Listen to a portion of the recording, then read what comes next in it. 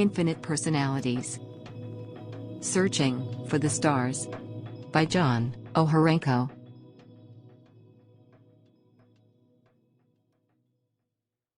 Wash Romeo and Flush Puppy. Hypocrisy can afford to be magnificent in its promises, for never intending to go beyond promise, it costs nothing. Edmund Burke.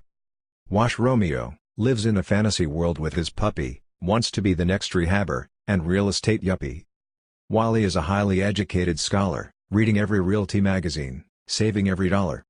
Romeo just got enough courage and nerve to take the next step and observe. Romeo and Flush sit on the throne, calling all sellers from his phone. Observation. Wash Romeo and Flush Puppy are dangerous prospects. Can't pull the trigger on anything, but knows how to flush the toilet. Since Romeo and his dog have plenty of time to sit on the throne, he's guaranteed to call you about more details that flow into a time sewer after he has flushed through them. Time is of no value for Romeo and Flush Puppy. Motto: the contract is worth the paper it's written on. Toilet paper. Infinite Personalities. By John Ohorenko.